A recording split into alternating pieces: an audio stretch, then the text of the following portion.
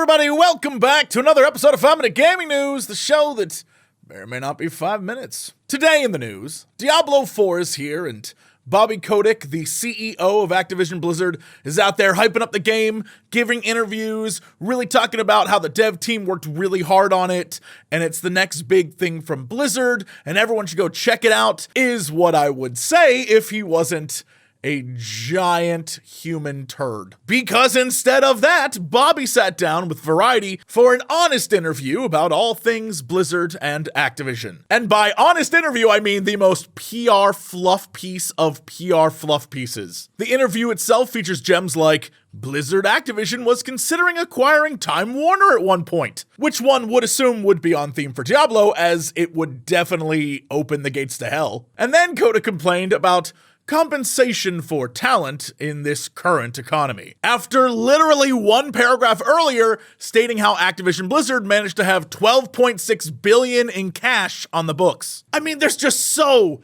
much in this interview that is infuriating. I only have 5 minutes.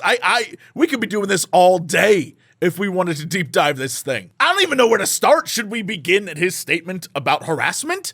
In the interview, Kotick shared, "We've had every possible form of investigation done, and we did not have a systemic issue with harassment. Ever. We didn't have any of what were mischaracterizations reported in the media," Kotick asserts. Good for them. I'm glad they took the time to have an investigation, to have all these allegations proven false. All of this work, of course, done by the investigative team of themselves.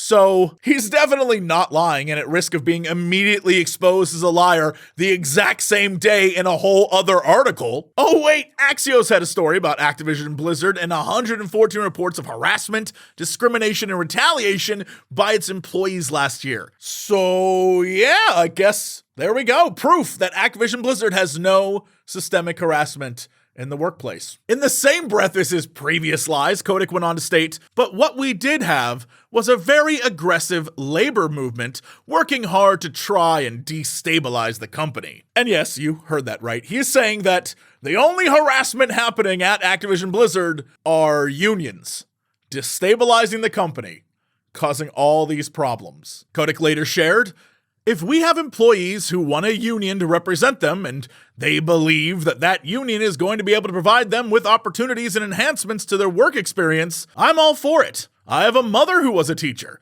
I have no aversion to a union. What I do have an aversion to is a union that doesn't play by the rules," he says. Which is a very interesting collection of words you put together there, Bobby, because all evidence would point to the contrary. In January of last year, Activision Blizzard refused to recognize a union formed by QA testers at Raven Software. The executives have continued to fight against unions using underhanded tactics, trying to force their hand and destroy the unions. For someone who says his mom was in a union and he likes unions, he sure likes killing them more. Speaking of killing, and this is absolutely true, this article leaves out the fact that back in 2021, it came out that Bobby Kotick left a message to his assistant about how he was going to kill them. Look, the man is rotten to his core. And I know I'm still going to get comments that are like, "Man, you're so hard on Blizzard, Jesse. You just can't let up."